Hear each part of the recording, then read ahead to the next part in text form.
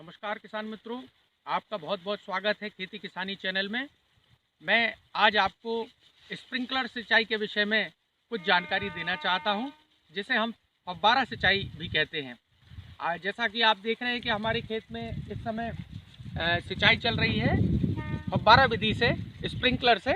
और चूँकि अब इसकी बाली की अवस्था आ गई है और हम इसमें स्प्रिंकलर विधि से पानी दे रहे हैं।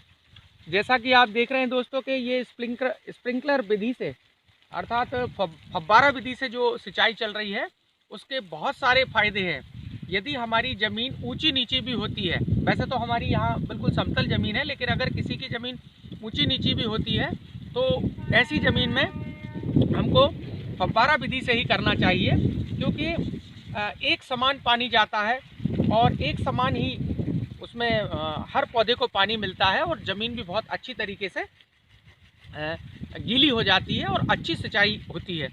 तो दोस्तों, फव्वारा विधि से करने से एक तो हमें ये भी फ़ायदा होता है कि इतना हमें ये जानकारी में रहता है कि कितना क्षेत्रफल हमारा सिंचाई हो चुका है और कितना हमारा क्षेत्रफल सिंचाई से वंचित रह गया है। चूँकि इसमें हम देखते हैं कि एक जो स्प्रिंकलर होता है वो लगभग 20 फीट तक पानी फेंकता है, और लगभग जब 20 फीट तक पानी फेंकता है तो 20 फीट इस तरफ, उसको 20 फीट का एक जो सर्कल होता है वो 20 फीट का एक सर्कल बना लेता है।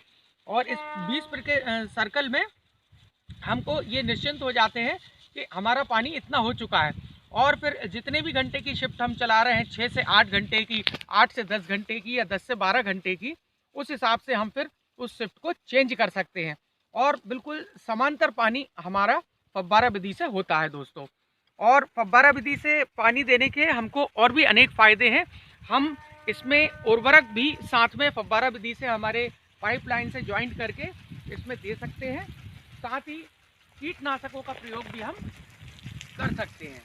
और जब हम इनका प्रयोग करते हैं तो निश्चित रूप से हमें बहुत फ़ायदा मिलता है, क्योंकि हमें अलग से कीटनाशक दवा डालने की या फिर उर्वरक, जैसे हम जिंक डालना चाहें, पोटास डालना चाहें, सल्फर डालना चाहें, तो वो हर उर्वरक हमको लिक्विड फॉर्म में भी मिलता है और उसको हम फव्वारा विधि के माध्यम से अपनी फसलों में एक समान दे सकते हैं। इस विषय में हम आपको और विस्तृत जानकारी किस प्रकार से उर्वरकों को या कीटनाशक को फव्वारा विधि से ज्वाइंट करना है और किस तरीके से हमको फव्वारा विधि के माध्यम से अपनी ज़मीन में उर्वरक या कीटनाशक दवा छिड़कनी है, इसके विषय में भी हम आपको दूसरा वीडियो में बताएंगे। तो दोस्तों, स्प्रिंकलर विधि से आपको यदि सिंचाई करने का अवसर मिलता है तो आप निश्चित रूप से ज़रूर करें। और फव्वारा विधि में आपको मैं ये बताना चाहूँगा कि स्प्रिंकलर के लिए लगभग देश की सभी जितनी राज्य सरकारें हैं वो भी अनुदान और देती हैं। केंद्र से और राज्य से दोनों से ये अनुदान आता है, तो आपको इसमें अनुदान भी मिलेगा। इसकी जानकारी आप अपने नज़दीकी कृषि विभाग से ले सकते हैं।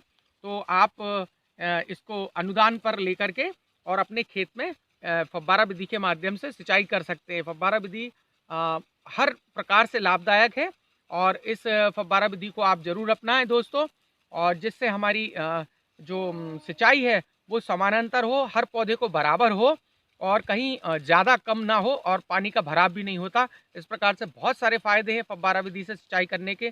धन्यवाद दोस्तों, आप इसी तरीके से मेरे वीडियोस देखते रहें, और यदि आपको मेरे वीडियोस अच्छे लगते हैं तो कृपया सब्सक्राइब और कमेंट और लाइक ज़रूर करें। धन्यवाद। जय हिंद, जय किसान।